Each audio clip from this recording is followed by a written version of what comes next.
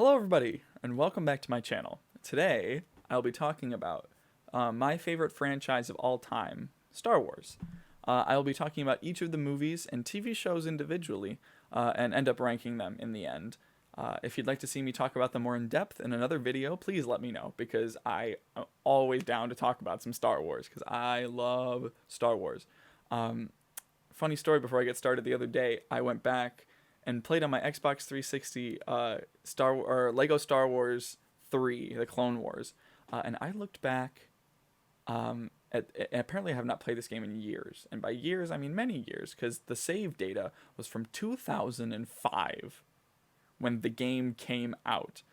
And just for reference, I was born in 2002, so I've been playing and interacting with Star Wars media since 2005, when I was like 3 years old or less. So that just puts into perspective how much Star Wars means to me.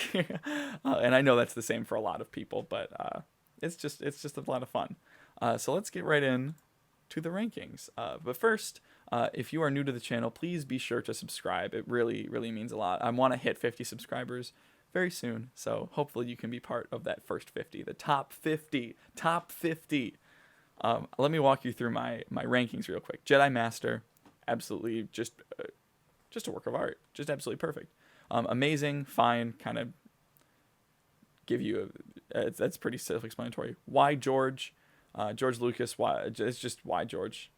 Why would you okay that? And then Nerf Herder. That's just like that's the only word that I would have to describe the movie or TV show that I'm putting in this ranking. I'll be ranking these in release order, from A New Hope in 1977 to Mandalorian in 2020. Though I know season 1 came out year prior. 2020 is the end date of season 2, and that's where I'll be putting it. So getting right into it, let's go with what started it all off, A New Hope in 1977. My thoughts on this movie are very brief and concise. It feels like a standalone film, because it was meant to be that way until it took off and George Lucas didn't know what to do with himself.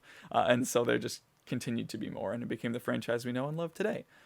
It is an amazing movie.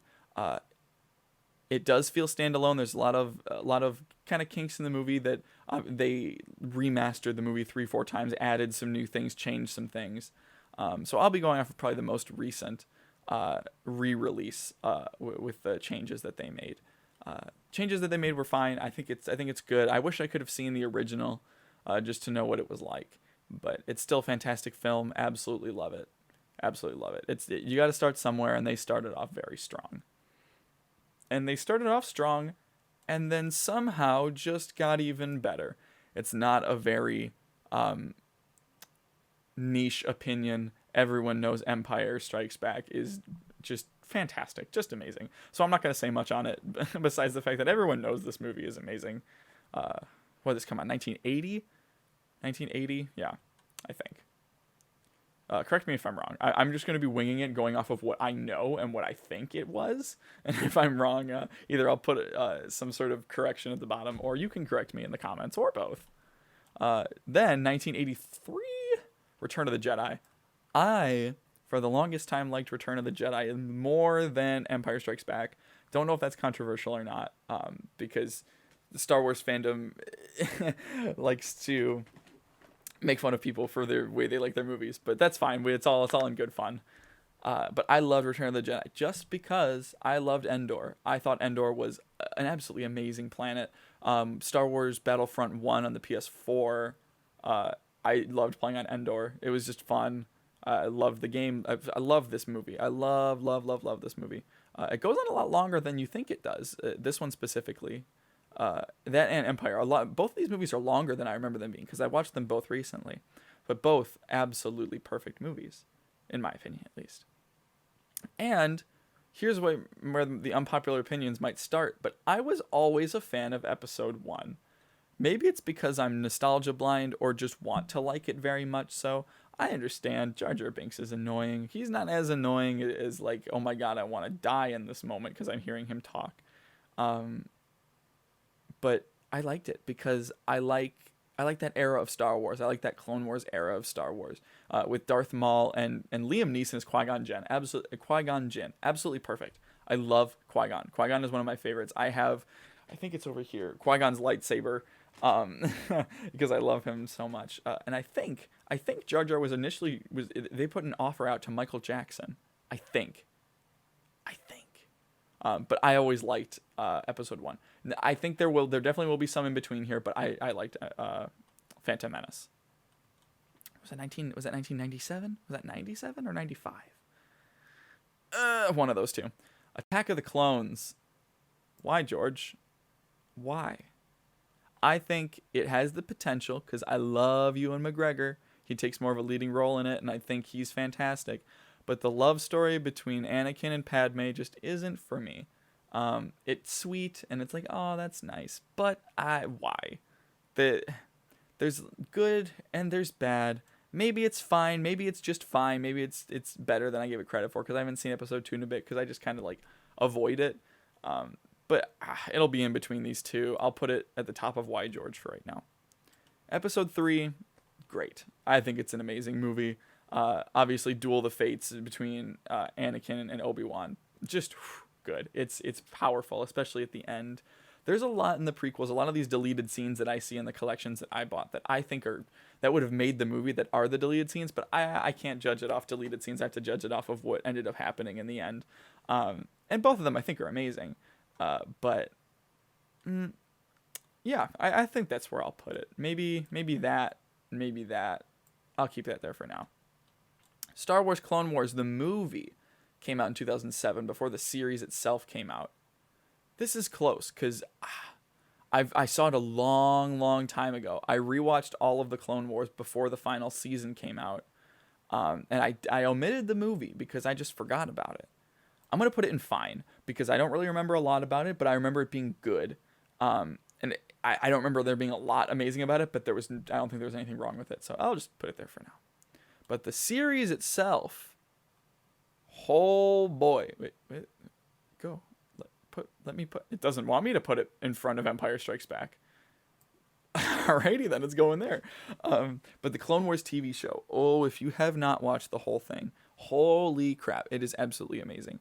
There is a website or a forum post somewhere that actually has the official like chronological order of how you should watch it, because it kind of jumps around, and it does get confusing if you watch it just straight through, but that's what I did, and I found it still amazing. I think the final season is the best one, just because the animation budget, you can tell, just got like increased tenfold, and it's just, oh, it's so good. It's what I wish the prequels fully were. I don't think the prequels are awful. Like, I don't think they're just like horrendous pieces of hot garbage that this should be scrutinized constantly by the Star Wars community. But I don't think that they live up to what the Clone Wars set as a thing. Dave Filoni, absolutely perfect. He smashed it with these.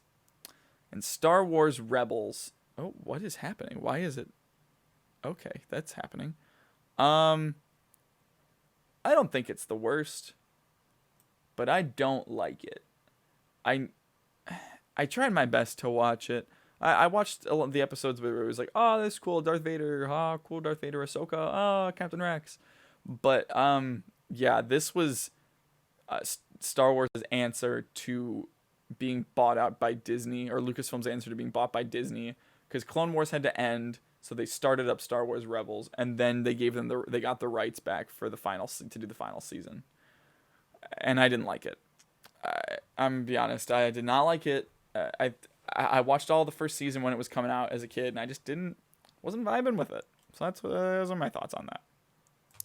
And out of the sequels, I think that Episode 7 is the best. I think I'm going to put it above these two. And well, I'll think about it.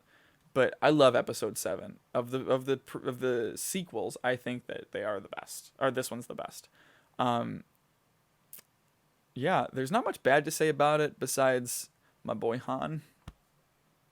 Harrison Ford. I love Harrison Ford. He carries these for me personally, just because he was like a hero of mine as a kid. Dressed up as Han, dressed up as Indiana Jones. Like, love Harrison Ford. So yeah, I think in total it's a great movie. I think it's amazing.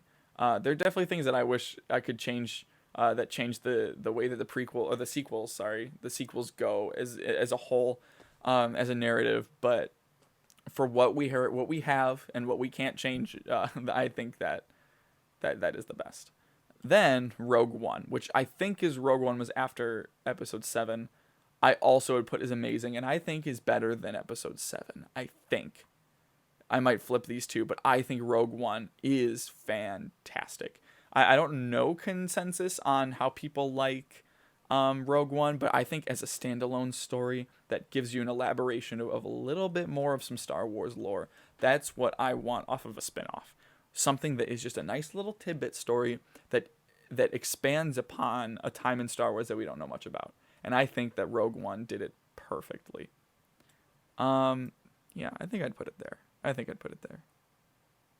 You know what? I might even do that. I think I might do that. Yeah, I think I'm going to do that.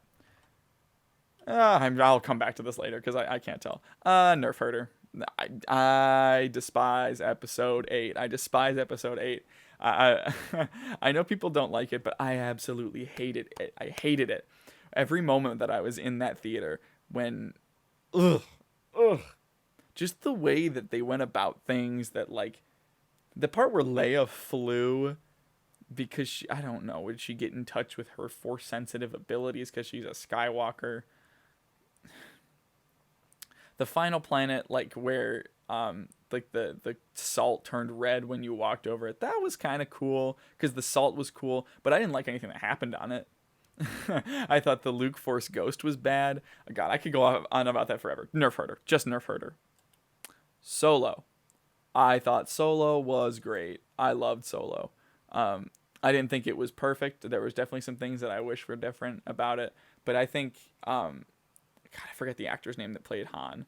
But I thought he did great. He didn't try and copy off of Harrison Ford. He did his own thing, and I thought it was great.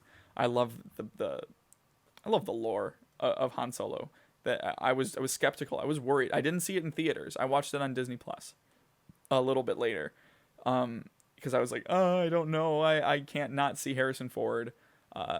And then I got around to it because I was like, ugh, but I love Star Wars, so I'm going to check it out. And I liked it. I liked it a lot more than I thought I did. It pleasantly surprised me. I thought of it, I expected nothing, and I got a lot out of it.